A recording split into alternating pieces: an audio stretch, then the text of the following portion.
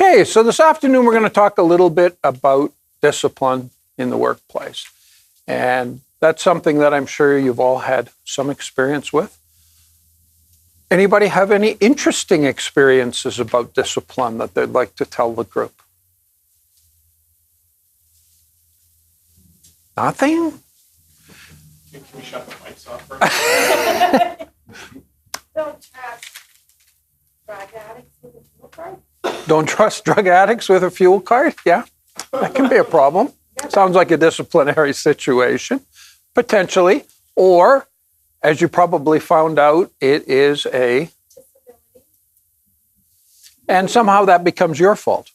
Right. We'll talk a little bit about that.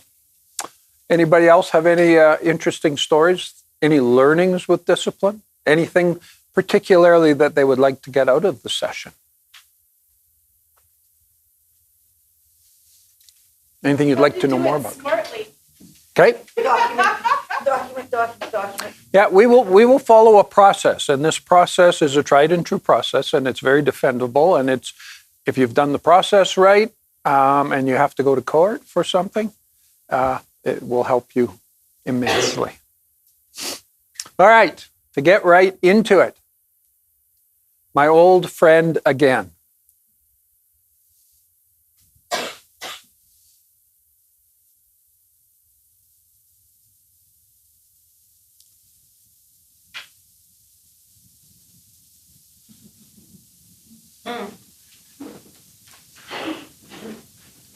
Anybody see a problem here? What do you think? Not leading by example. It's not leading by example. Does his behavior warrant discipline?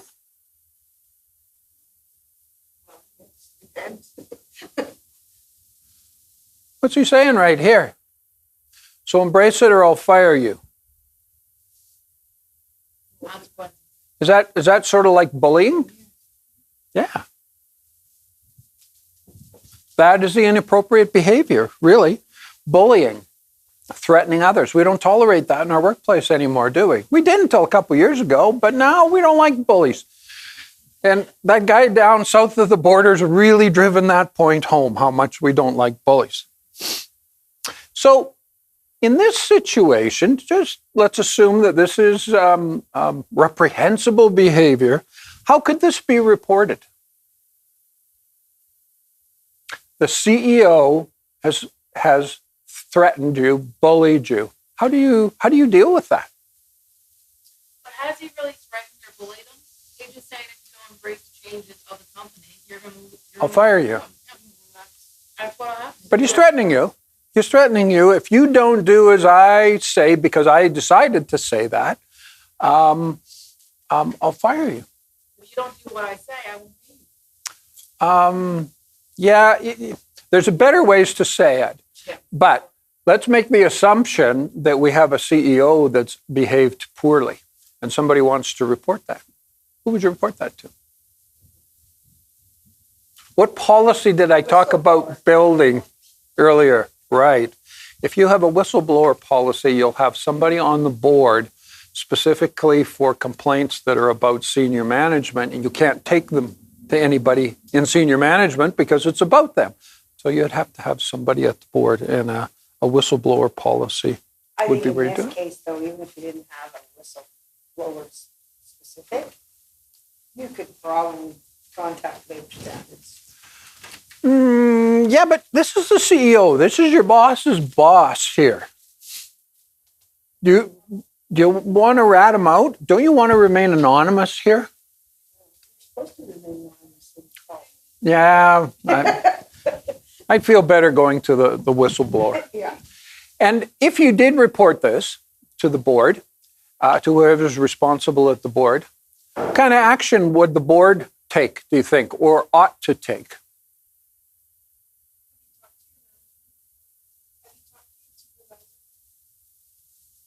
Well, in this case, if the board has to deal with the CEO for this kind of threatening behavior, what do you think the board might suggest happen or make happen, whether the president wants it or not? In investigation? Is it wider spread than this? Is this a kind of behavior that he's been doing on other people? Not just this example. This is the first one that's come to light. Is he aware of what he's doing? Does he need a coach? Lots of CEOs have personal coaches, and they kind of observe how these guys act and behave, and then get with them privately and make some recommendations about how they can be better senior leaders. So possibly a personal coach, possibly some training. It's not anger management, but maybe something like that to make them aware that they need to do some improving as well. Point is that just because you're the CEO, you're not exempt from behaving properly. Okay, that's our warmer-upper.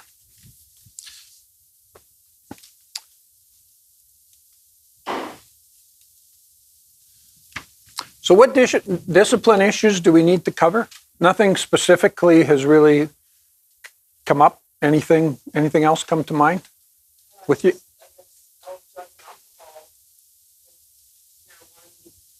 Yeah. We can talk a little bit about the policy, and it probably isn't going to vary too much from your drug and alcohol policy, but it needs to be incorporated and spelled out.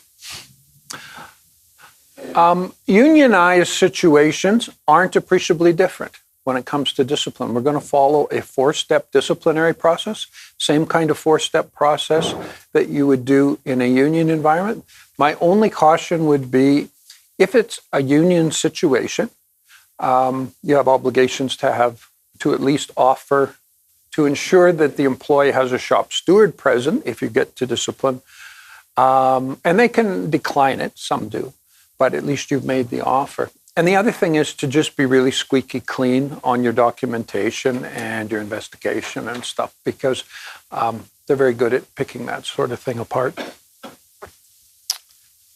Okay, and we talked a little bit about it, people's experiences already. There was not a lot to talk about at this point. So this is kind of the agenda here for this afternoon. We want to go through those 5 major points. Progressive discipline is really about changing behavior in one way or another. And we'll talk more about that as we go along here in a minute. There's things we need to consider and think about before deciding if discipline is even the appropriate course of action. We shouldn't always jump to discipline. We should look and say, have we somehow failed this employee first before we go right to a disciplinary process? We'll talk about that in a minute. If discipline is appropriate, what do we need to consider and balance before we even start the process? So that's our factors. What is the process? What are the steps? How do we go about working through the system? And then lastly, I just want to talk about some potholes or hazards, some things to be aware of in the back of your mind as you work through the process, some tips that you might want to consider under certain circumstances, just sort of things that I think are extremely important. The kind of things that if you take away nothing else from this, take these things away. Sound okay? All right, so really, what is progressive discipline? Well, the purpose, it's just a means by which management addresses inappropriate behavior and tries to get people to toe the line, to follow the rules. It's not necessarily bad. It's not necessarily confrontational. Nobody likes to get into these kind of negative discussions with their staff. It feels uncomfortable. We like to be able to praise all of our folks about what they're doing rather than having these hard discussions. That's why when the manager has a problem with one of their employees, where do they go? To you guys. What do they really want you to do? Oh, I'll just take that problem away from you. I'll deal with it. That's what they really want. And our job is to say, no, they're your employee. You own it. I will help you work through this, but we work through it together. And you're going to learn from it, and then you can do it yourself next time, right? No, I'll come back and whine and complain and see if you'll take it away from me I don't again. like that policy, and if you don't follow what I'm telling you, I'm going to fire you. Yeah. And you know what? I don't like the way you combed your hair this morning, so I just want to fire you anyway. Okay, so all about changing behaviors doesn't necessarily mean bad, isn't inherently confrontational. It's corrective and progressive. And we give opportunity at every step to change that behavior. We only move forward with discipline when we're sure that we can't move it ahead any other way.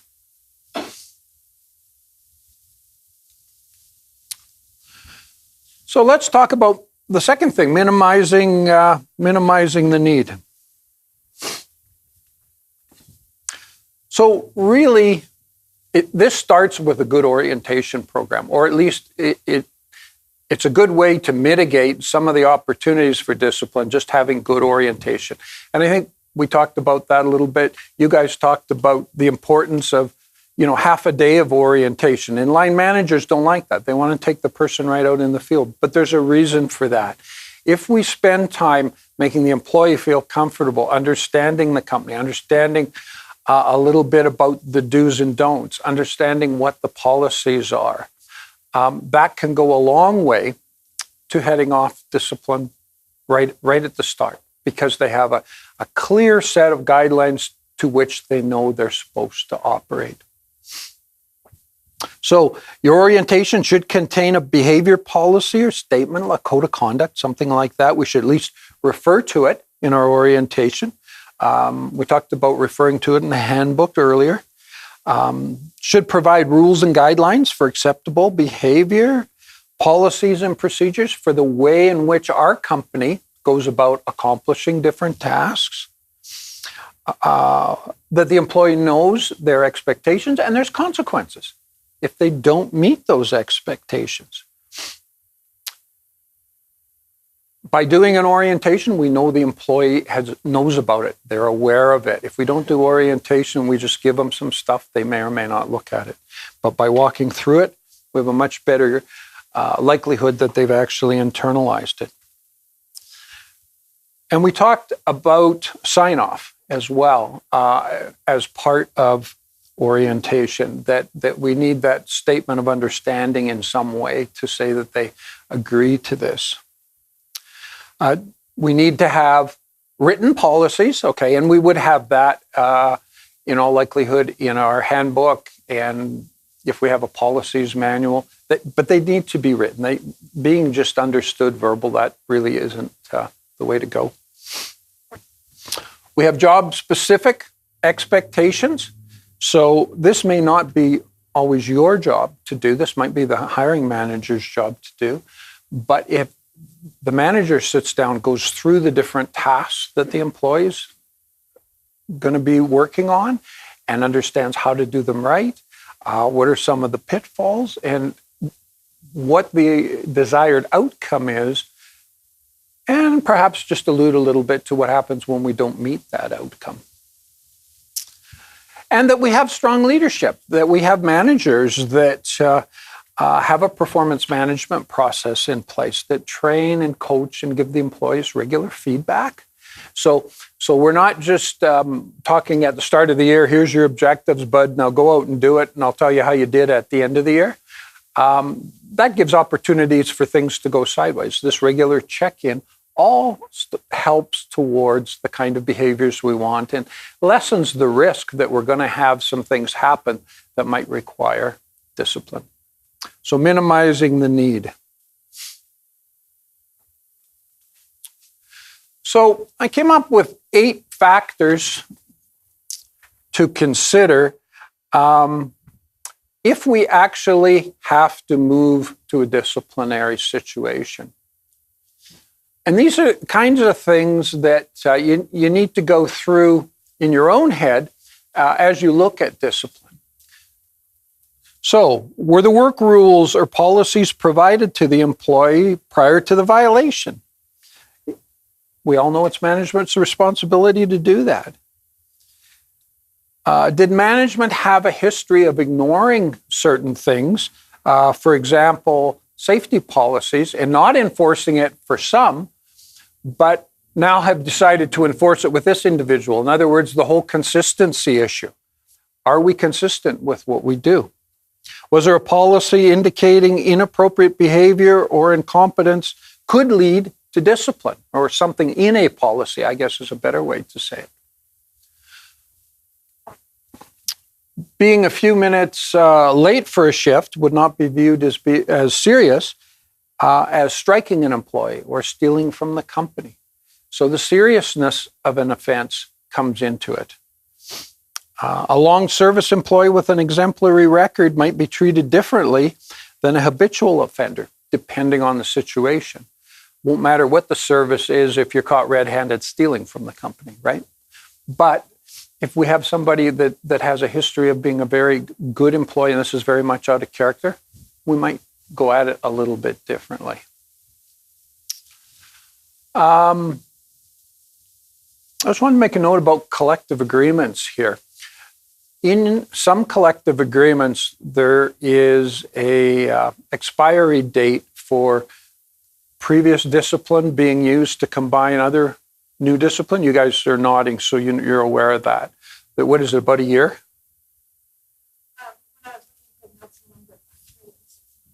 6 months? So you couldn't use any discipline prior to 6 months to be building a case. Yeah. 6 months is...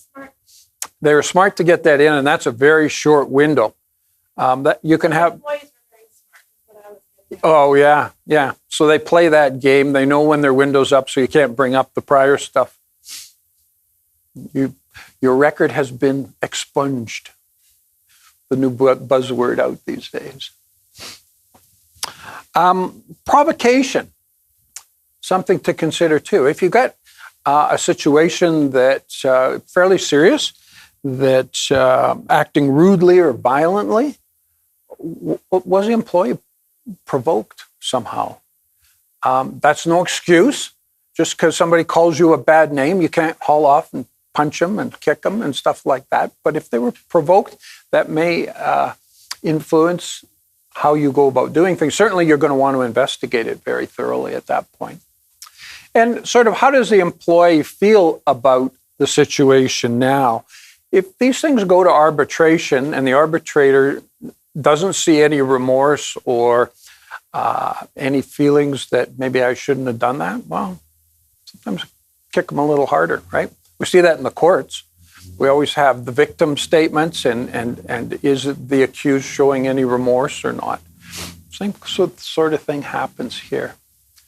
So want to keep these things in the back of our mind as we move towards discipline, where we have some flexibility. These things may impact it slightly. So when we do have progressive discipline, it's for one of two reasons. The first one, oddly enough, doesn't seem to come into it all that often, which is just incompetence, inability to do the job. Chances are, long before we would ever get to discipline for incompetence, we would be talking about making sure they understood what they were doing, that they had the proper training, that they had the tools to do the work that they're supposed to be doing. And they still can't figure it out. They're trying, but they can't do it. Probably we just end up having an arrangement and they move on somewhere, right? We probably don't get to formal discipline too often, unless we think we're being played. More often than not, our discipline's for misconduct, just some really bad dude behavior in the workplace. Okay. You guys got to do some work now. So, in your handouts, there is a sheet called exercise number 1, discipline in the workplace. And what I'd like you to do, work in your groups again. I see the 4 group became a 3 group and the 3 group became a 4 group, but that's okay.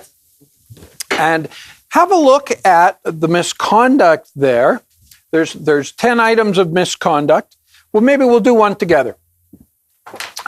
Decide amongst yourselves if that's a minor, a mid, or a major misconduct, and the kinds of initial reactions you might take in looking at what to do with that kind of behavior, just based on sort of the factors that we talked about.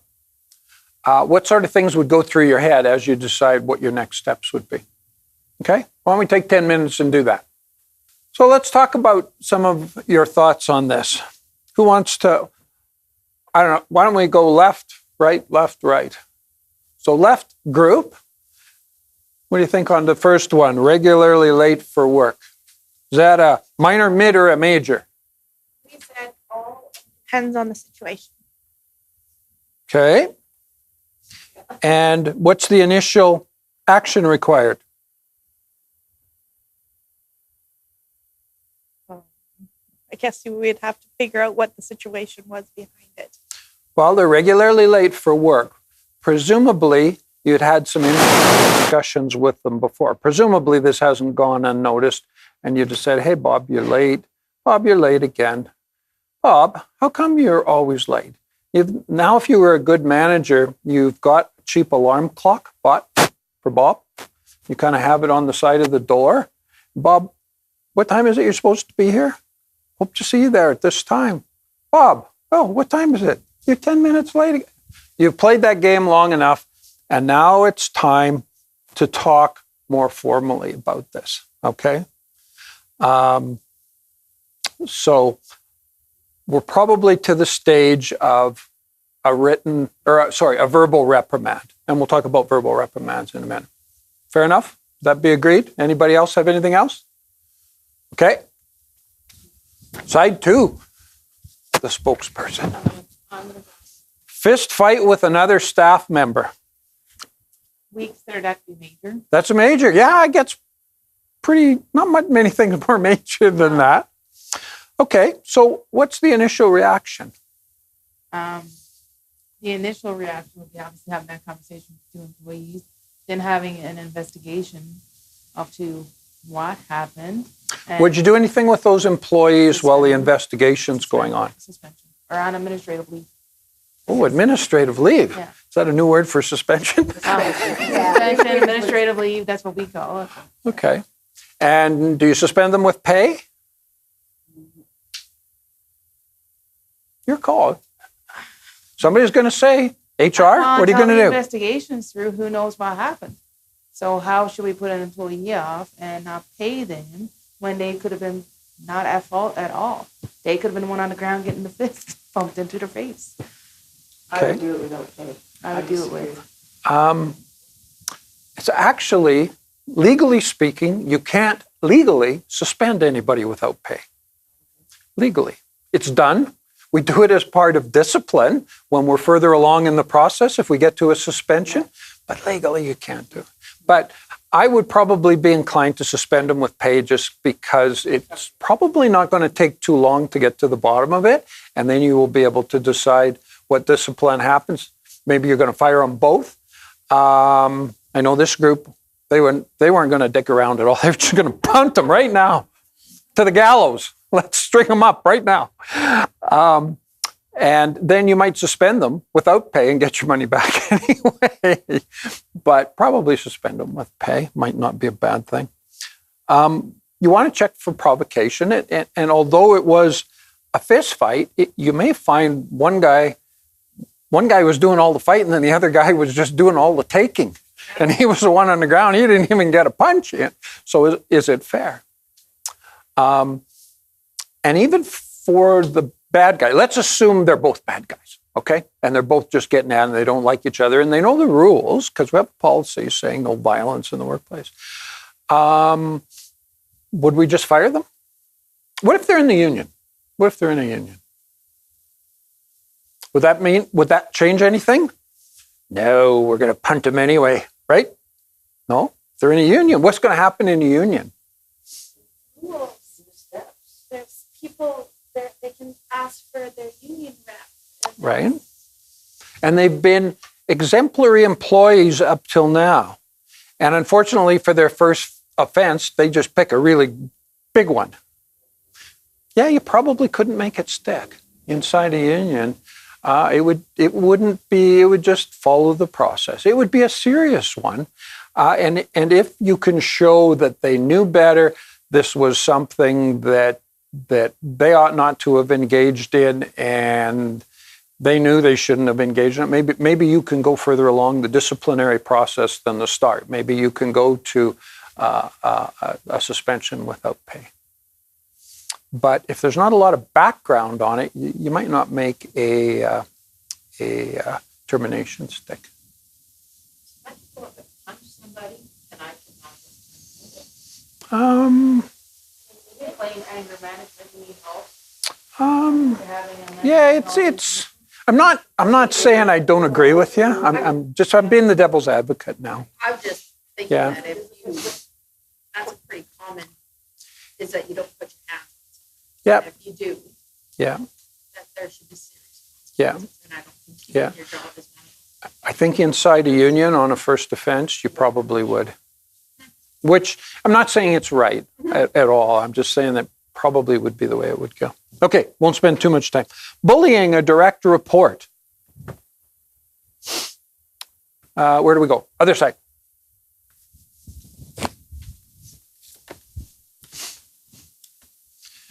So the manager, presumably, is bullying a direct report. Is that a minor, major?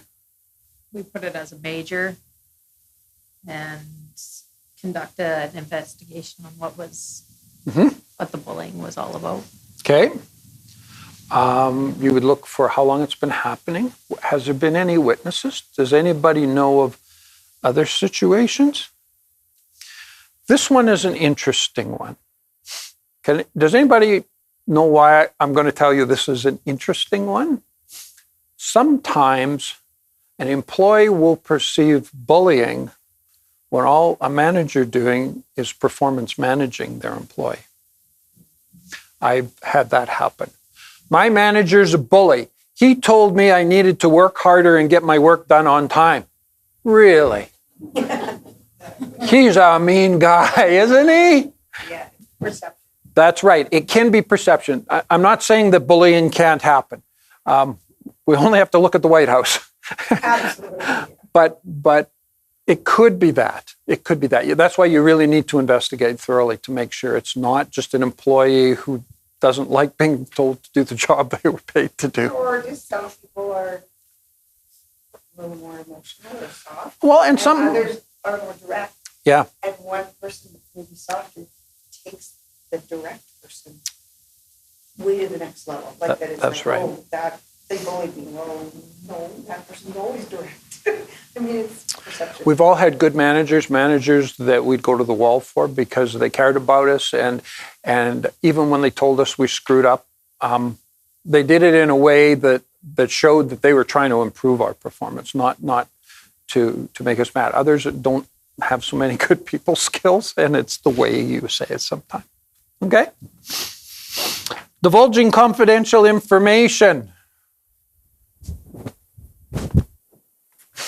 Okay, we said that would be a major because we would have a signed document on confidentiality.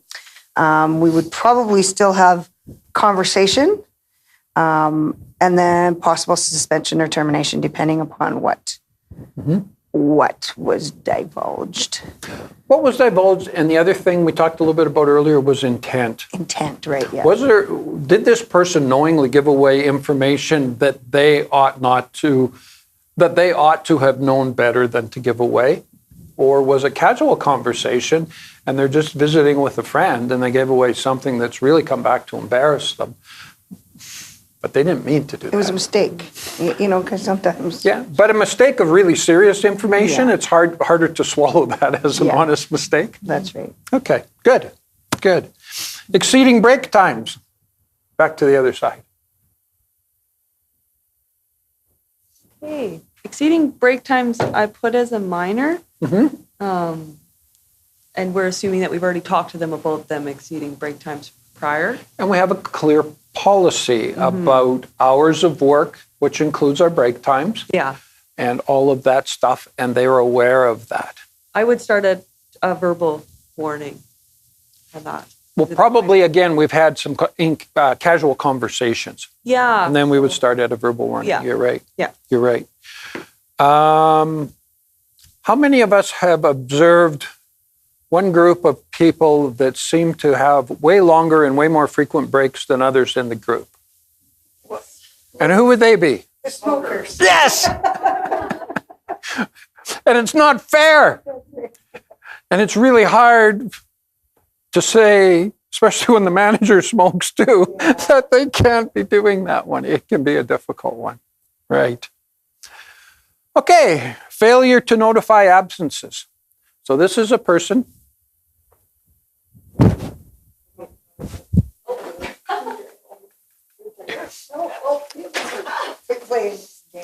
This is a person that just doesn't show up. And they didn't call in. They didn't call in sick. They didn't call in, say they had an emergency. They just don't show up. And they do this fairly frequently. What do we have? It's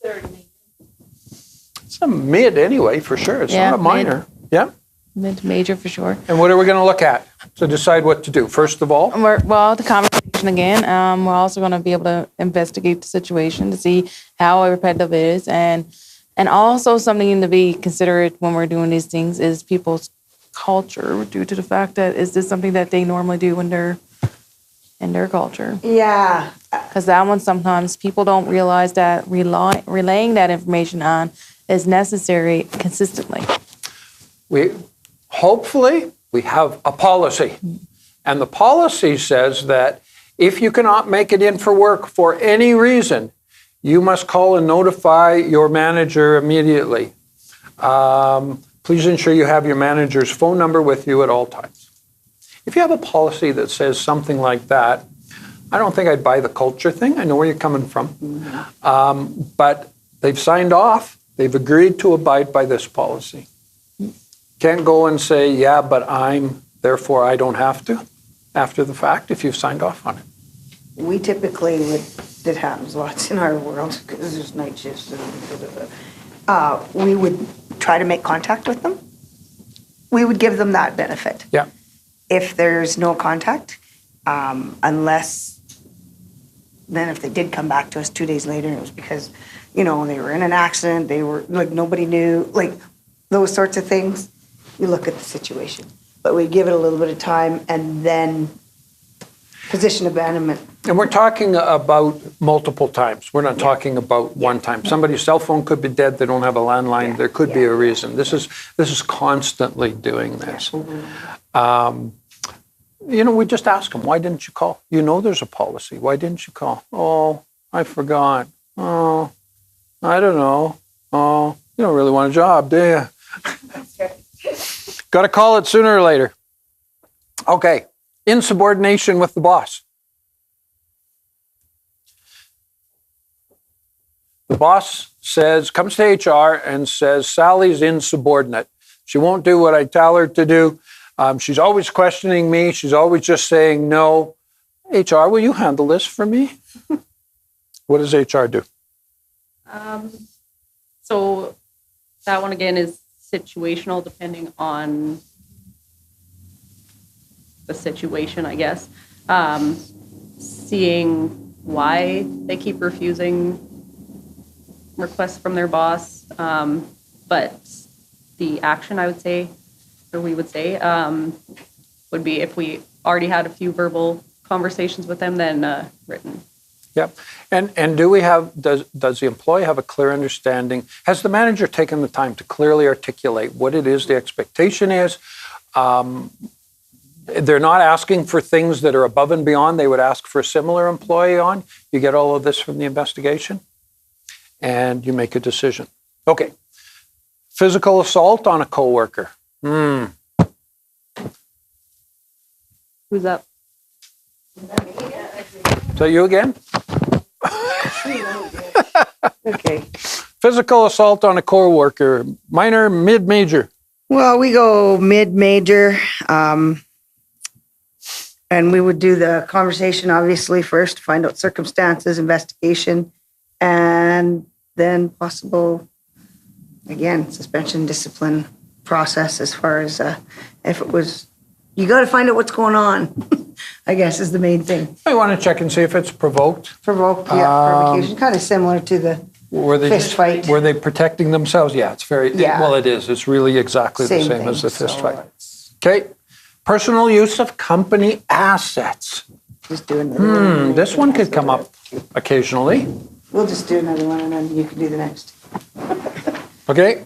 Oh, yeah, because there's only 4 left and you got to Yeah. have the box. The rest. Okay, so you're going to do, We're going to do personal use of company Okay. assets. Well, we put them in all 3 categories because dependent, I mean, it could be a personal use of a pen. yeah? Yeah, I got a few of those at home myself. Yeah. Yeah. All right. So that is a company asset. It is. It Yeah. is. You're right. But then again, if you take the company car to Saskatoon or Edmonton for the weekend for a joyride, I would say that's a major. Yeah, it'd be bad if you had an accident, wouldn't Yeah. it? Yeah. Yeah. So then again, conversation, investigation of what it is exactly. If you've got an IT policy about using your computer, Yeah. are you using it for personal things, or even worse, are you using it for your side business while you're at work? Yeah, like or using company like logos and stuff, or copyrighted. Or representing yourself as the company for personal gain to somebody else. Yeah. Kind of fraud, Yeah. right? Yeah, yeah. All of those things, and they're bad. Mm-hmm. They're bad.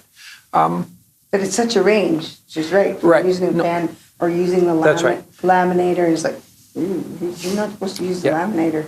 Our Ooh, I didn't policy know will that. be to use company assets only for company business, but Right. depending on the severity, that may dictate. And there could be a variety of circumstances play into this one. Agreed. Theft of petty cash. Theft of petty cash. I said it was a major. Yeah. I've dealt with it in the nonprofit quite a bit. Yeah. And yeah, termination. To the gallows immediately. No investigation. Well, Yeah. Did you catch him red-handed or did you hear somebody else? No, red-handed. okay, you caught him red-handed. No, I'm not going to say much on this one because one of the exercises has to do with this petty cash issue coming up. Let's go to the next one. We'll get petty cash in a second. Failure to follow safety rules. I said it could be all, because it could be from not wearing your safety glasses to not wearing your safety harness. You'd have to look, it would be on the situation. There would be an investigation, depending if there was verbals or writtens prior. Yep. But you guys understand safety. You live in a safety world out here because it's oil and gas. I appreciate oil and gas safety. I was just doing some work here recently where I had to go get a whole pile of tickets again. I didn't know safety had got to this point. It is nuts. So safety is everything, right? So failure to follow those policies can be grounds for dismissal, even on a minor in some situations. It's that big a deal. So, yeah. And certainly if it's beyond a second offense, it probably is. Find a new job. Inappropriate language? We put it as Whoever. a minor, and that you would have to maybe have a conversation about what the Yeah. appropriate Yeah. language is in a I think this is workplace. a coaching and mentoring situation. This is like telling a dirty joke.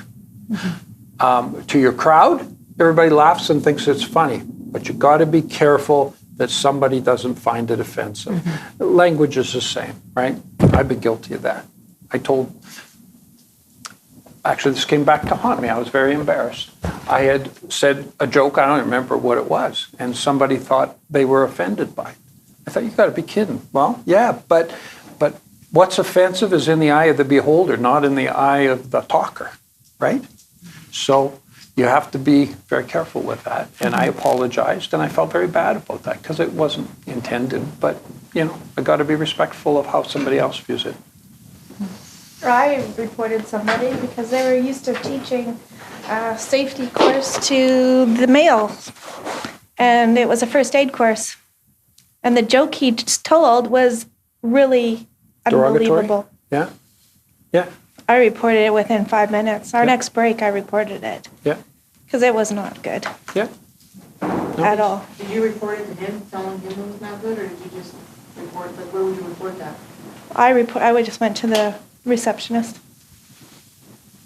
Yeah, that's a good point. And when we talk about harassment, we talk about the first responsibility of somebody who feels they've been harassed is to tell the harasser they didn't appreciate it and cease and desist. Had this person told me they found the joke offensive, I would have been equally embarrassed and apologized to them right away and felt terrible because I didn't mean to do that.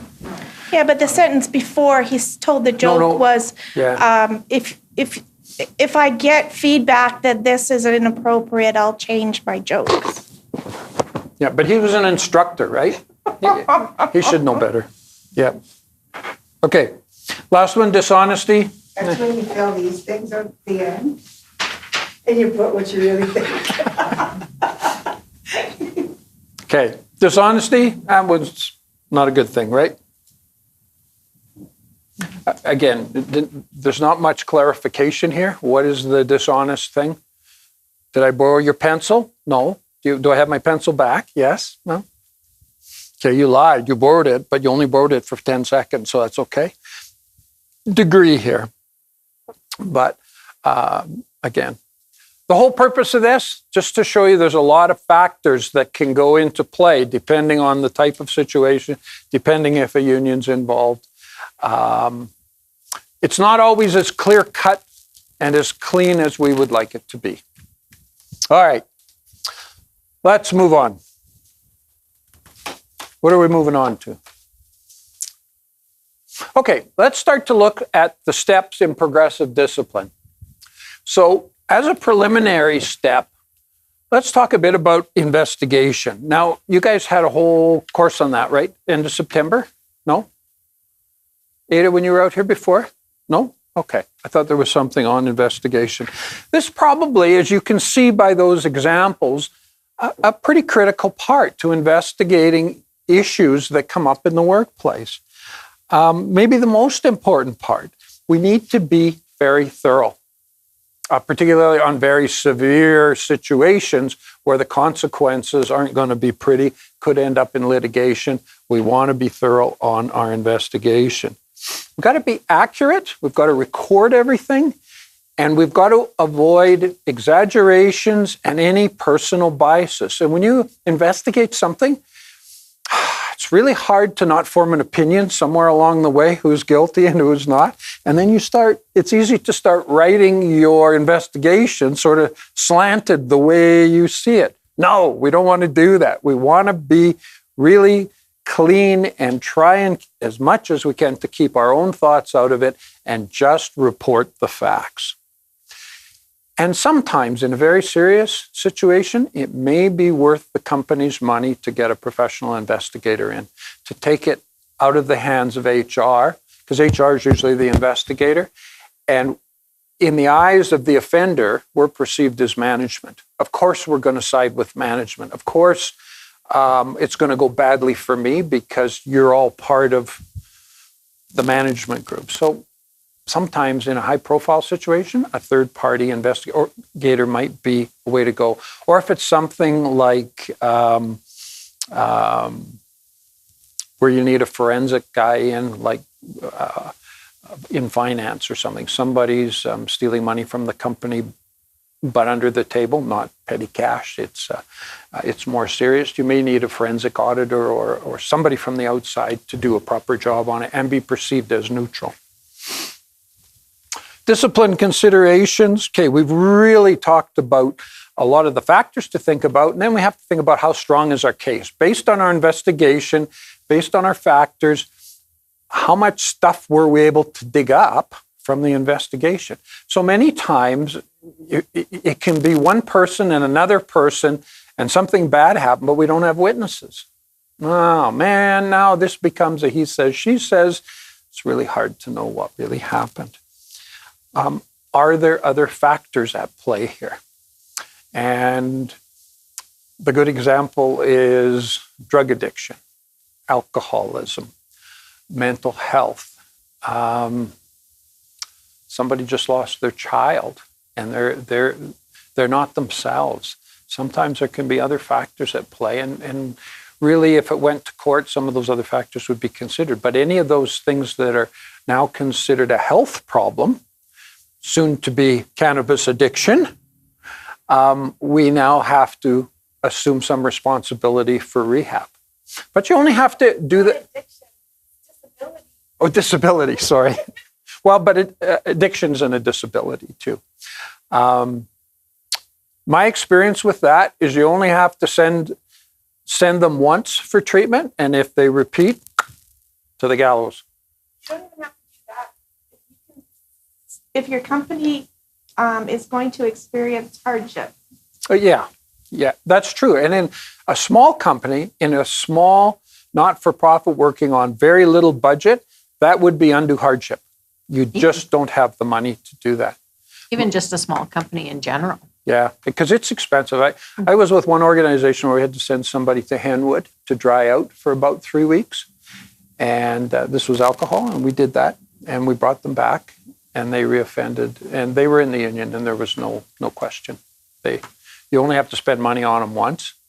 And if they can't, stay clean. Or Thorpe is 17,000. Sorry?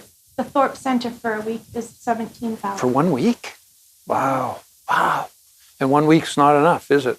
You need like a month they want to send them for. I wonder what the Betty Ford Center costs. I bet it's more than that. There's one in Vancouver that's $60,000 a month. Wow. That's about the same as renting a 2-bedroom apartment in Vancouver. But it's a minimum of 3 months. Yeah. Wow. Okay, so all you entrepreneurs, you know what business to get into now. Okay, so we know about the duty to accommodate under situations like that. Other factors of influence, well, we've kind of talked about them: past record, the intent, the frequency, the time frame, seriousness, all of that sort of stuff. Okay, that's the preliminary stuff. The 4 stages of progressive discipline. This stuff you're probably all familiar with. So generally, we've had some discussions if it's softer things where performance isn't the way it should be or behavior isn't the way it should be. We've had some conversation, but it's not working, so we move to the verbal reprimand. Well, how are we going to do the verbal reprimand? Well, it's going to be the same as some of the later steps. We're going to have the individual into a private setting, not your office generally, somewhere neutral. If they're unionized, they have the right of representation there. That doesn't give a shop steward the right to disagree with you or talk about it or coach the person. They're just there to observe. If it's not a union setting, then you should be doing that along with the hiring manager. You always have 2 people. I always tell you never want to do discipline with one person because then there can be an issue of who said what. And we have a discussion, and we talk about the issue at hand. So we talk about 4 things. What is wrong? What is right and expected? When will it happen? And what are the consequences for continued non-compliance? So what's that? Is that 4 W's? Wrong, right. No, that's an R. Wrong, pretend it's a W. Wrong, right, when, and then there's what are the consequences. If you remember nothing else but that, you can get through all of these processes. So you have this discussion with the individual. You may ask the individual, do they have any comments on it? And you've talked about when you expect the behavior to change, which 99% of the times is immediately.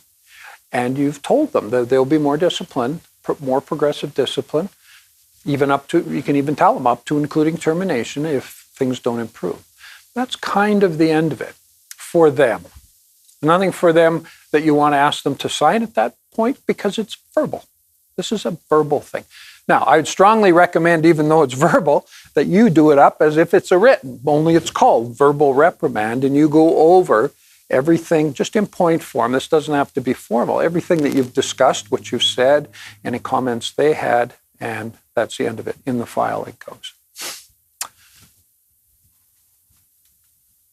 bit of time goes by. Usually people pick up their socks for a little while, but sometimes not very long. Some people don't pick up their socks at all. But maybe a month down the road, we still have the problem reoccurring. Well, now we're losing patients. We've tried everything. We started by assuming maybe we didn't give them good coaching and guidance and tools and stuff. And now we know that we did that. They're just not wanting to do things the way we want to. And we've been firm. We've given them a verbal warning. Now we're to the point of a written warning. Now it's getting a little bit more serious. They should start to see a pattern evolving here that's not good for them. And when we do the written reprimand, not very much different than the verbal in the sense of setting the scene. We go to a private location. They have a union rep if that's appropriate. We have our two people in here. What is the wrong behavior? What is the expected right behavior? When it needs to change? And what further non-compliance may lead to? The only difference this time is we're going to write it up in a formal kind of summary letter, all of those points, and we'll ask the employee to sign the form and give them a copy. My experience is they never sign the form. Shop steward will say, don't sign that form. Doesn't really matter. You've got a witness there to say you asked them to sign the form. They were at the meeting. You've got witnesses there. Fine, don't sign the form. In the file it goes. Okay. It's getting serious now. This guy's not catching on very good. By guy, I mean gender neutral, either one. Whoops. Oh, do we have an exercise? Yeah, we do. Okay, let's take a break after the first written reprimand. And in your groups, let's just, I'm getting, how long do I have till? Quarter after? Quarter after would be an hour and a half, right? Okay, we got time to do this. Let's get in your groups. Let's take 5 to 10. Let's look at this exercise. Bob's a long-term employee that works in a safety-sensitive area. Although the rules clearly state proper PPE must be worn at all times, Bob has been seen recently without hand protection, sometimes with his hard hat off, and occasionally without ear protection in noisy areas. Bob received a verbal about 2 months ago, but the inappropriate behavior is starting to show up again. So in your groups, draft endpoint forms, okay, how you would prepare for this meeting, and a point form outline of the content in the written warning for Bob. All right, that makes sense? What are we going to say? Remember our 4 things that we're going to put in there. And any other colorful things you want to add that you've just made assumption on, that's okay too, because it makes it fun. Okay?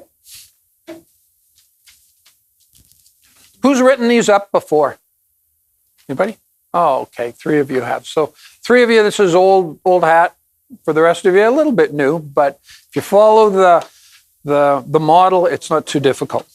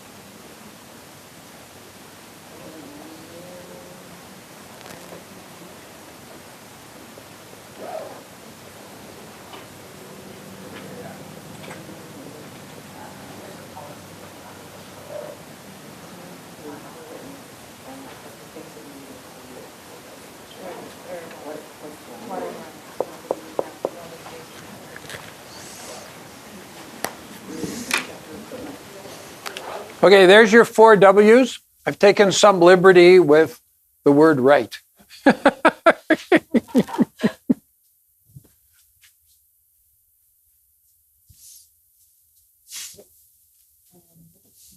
You are? Thanks.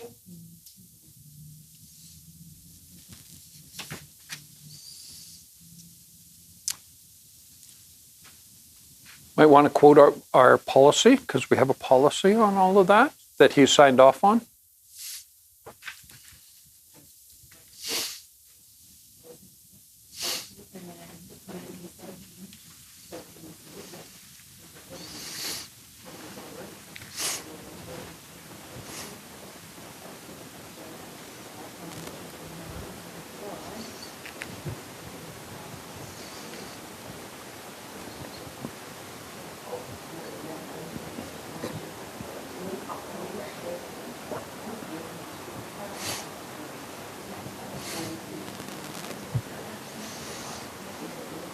Just send them to the gallows. I like that. Off with your head. The old discipline.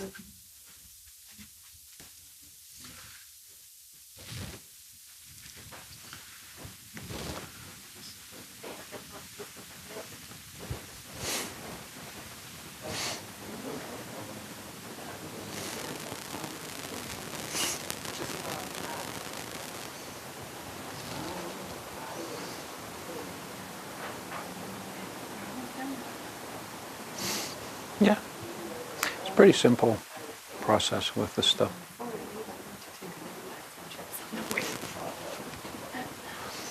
Okay, but if you eat them in the car, you have to keep them on the floor mats.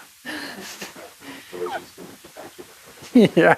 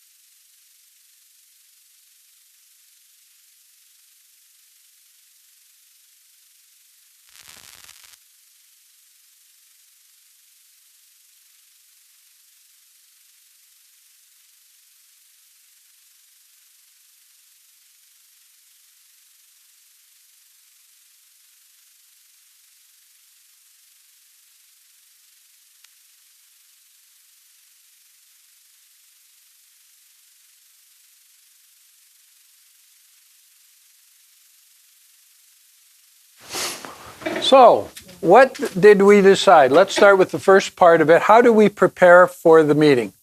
Who'd like to start? How do you prepare for the meeting, knowing what we've got? So you're the HR person. Who are you going to get a hold of first? Person that's written the verbals or Well, done the verbals. the manager, right? You'll get with the manager. Sorry? The hiring manager? Hiring manager, right. The supervisoring manager in this case. And you're going to go over what you've done before. Presumably you worked with them at the verbal stage. You're going to find a location. I never like to do it in my office because if they don't want to leave, how do I leave? If they want to have a big argument about something, how do I get out of there? Have it somewhere else? And The other thing is, if you go somewhere neutral, it takes that. yeah, that's I don't know. authority stigma away. Yeah, You can describe that. yeah. No, Another that's, comment on that, going somewhere neutral, I guess it depends on is it a shop employee or is it an office employee? Our kind of standard for office people is for us to go to their office. yep. If they have an office, that's good. Once it's presented and they kind of need some time, then You can extricate yourself. Right. And with shop people, you just find a private area. Yeah. Yeah. Yeah. We never do it in front of others and on the floor. Okay. So what are we going to tell Bob?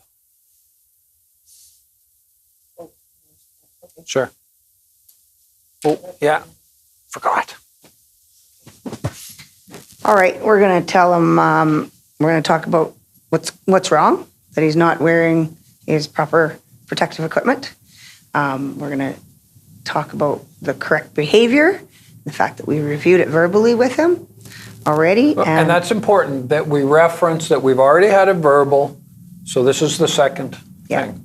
And you're not wearing the protective equipment as per our policy. Which you've signed off on? Which you signed off on. We want this to change effective immediately. And if it doesn't, the consequences is, if it reoccurs, immediate dismissal. Because, because we are, because it's about protecting the employee, protecting themselves. Okay. We'd ask them to sign the letter, and if they don't, we would document it for file, give them a copy, put it in their file, and we've got a witness. Perfect. Perfect. Good. Good. These guys are tough. What about you guys? Yeah. Safety is the law. Wow. You can tell we're in oil country.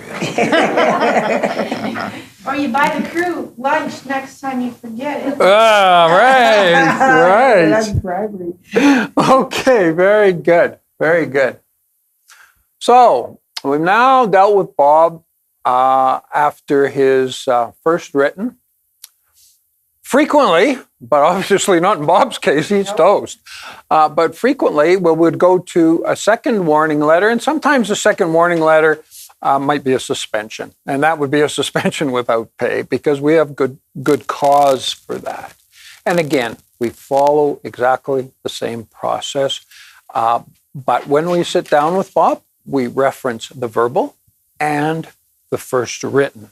Whether we're doing a second written or whether we're going to a suspension, either way, we always reference back in each of these subsequent letters everything we've done up to that point. Because all of this stuff, if it goes to arbitration, if it ever goes to wrongful dismissal and ends up in the court, all of this stuff gets called in. So it's important that we have it well documented. What if it's not on the same, like, what if it is? Good question. So if you Good have question. Conversations on different topics. You can have, there is precedent for multiple inappropriate behaviors in aggregate can lead to a dismissal. So they can be 3 acts of poor behavior unrelated to each other, sort of not exactly the same thing, in a period of time that you can use cumulatively to deal with. So would you have to reference? Yeah, you would reference everything. You always reference what's gone on before, because you're writing this from the perspective that if an arbitrator, if a judge is reading this, and you presented this and you keep at it, and he got terminated, and the judge would say, so what's your problem? You're an idiot. You didn't correct yourself. So it's important, you just keep doing that. It's a little bit harder. The unions don't like that. They say, oh, that's a different incident. Yeah, but he has an incident every 2 weeks. So you can bundle that stuff up. The unions don't like it. All right, so we're at stage 3. I'm going to talk about one more that you may be less familiar about, that you may or may not ever see or use. Anybody seen a last chance agreement? Okay. Me, all of these last chances. Anyway. Where have you used the last chance agreement? One of the people in this room? That is more on the drug and alcohol side Yes. of things, when someone is returning to work and they sign the last chance agreement. Oh, yeah, that's. Yeah. So a last chance agreement can be used. It's most commonly used in a union environment where the union knows their person's not being the best and they're somewhat sympathetic, but there may be a shop steward. They've been a long-term union employee and they feel they have to do their thing and defend them right till the end. But one way that can kind of be a win-win for both parties is a last chance agreement where, look, we're giving you one final chance. That's it. There's no recourse. If you screw up this time, fall off the wagon with an addiction or one more incident of this kind of behavior, you're fired, no recourse, no ifs, ands, or buts, no discussion, nothing. You're fired. I've used it a couple of times. It's mostly been at the union's request. Because sometimes the union wants to get rid of this guy as bad as you do because they're nothing but trouble. They spend 80% of their time with 20% of their members, and they're happy to get rid of them. They just don't want to get a non-representation claim back from their member. So we go to this because then both sides are clear. You pull a stunt again, hey, you knew what was coming. That's it. You're gone. With a last chance agreement, and there's numerous samples on this, they must sign it. They absolutely must sign it. If they refuse to sign it, guess what? The game's over. Now we're writing them a termination letter. Okay? So just to be aware, there is such a thing. You can Google them. There's samples. I think I left you a couple samples, I think, in your package on some things, not on that. And then finally, we may get to a point of termination. Now, you did have a presentation on terminations in September? No? Oh. None of that stuff we originally talked about ended up in September. Yeah, okay. So termination, what to know about termination, same process. You have the letter written ahead of time. You don't have to go over everything other than verbally. It doesn't necessarily all have to be referred to in the letter, although you should make reference, verbal, first written, second written. You don't need maybe a lot of details about it. You don't need to say anything about how much time you have left and what might occur. You're being terminated. This is the end of it. You're being terminated for cause. Your benefits and any perks you have are immediately discontinued. All your assets, you need to leave here today. If you have assets at home, we need to get those back right away. Certainly when you're giving somebody severance, it's easy to get your assets back that are at home because no assets, no severance.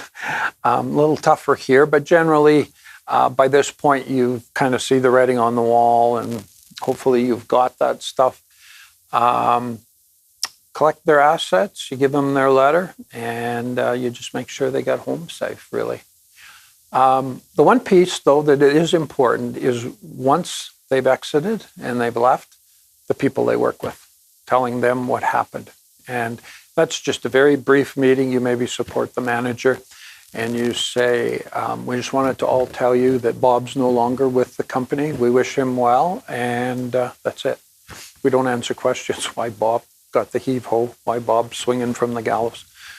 We don't answer that. We just say he's not with the company. Move on. Potentially, we might need to send a notice out to employees via email. I don't know. It depends on the circumstances, the situation, and where Bob was in the pecking order, I guess, in the company.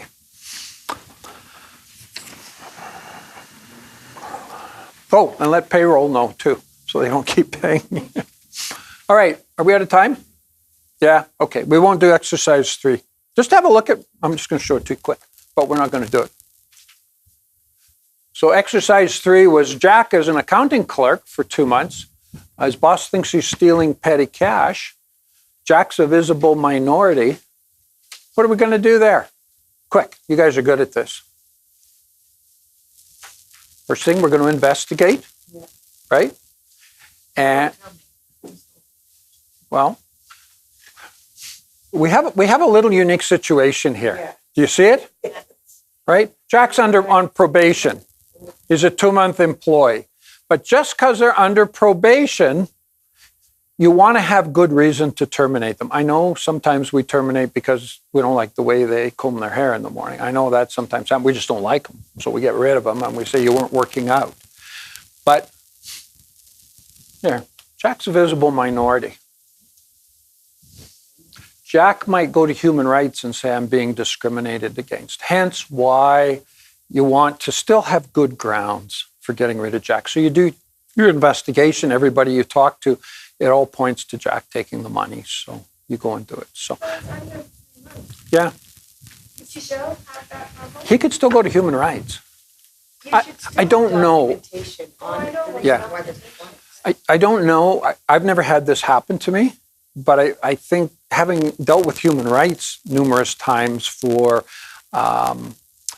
discrimination on various things, they're such a bear to deal with. I'd just rather avoid the risk. But you may be right, because it's probation, they might wash their hands of it. I just don't know. Yeah, if it's like our contracts, right in there when employees sign their contracts that you agree that you're under probation for the first 3 months. Right. Right. So then when he's still. That's what I'm not totally sure of. I'm just saying, try and have good reason for termination anyway, even though you maybe don't have to, because something like that potentially could haunt you. I don't even want to go look at that thing. It's like looking at the markets today. I don't even want to look for fear what I'm going to find. All right. Yeah, I had a situation with human rights. It wasn't with an employee. It was Yeah. not me. But anyway, but as soon as I provided our policy and our documentation to human rights, they backed out. Good to know. Okay. So just if you have it. Yep. So summary, the important things, the investigation, that the discipline matches the situation, that you follow the steps, that you never do it alone, they have right of representation, and in a tough one, get a legal opinion. Make sure the lawyers think you're on solid grounds before you send them to the gallows. All right. I put this on the slide. Again, if you want sample letters, lots of them there to help you if you ever have to write any of this stuff. Questions? Thank you.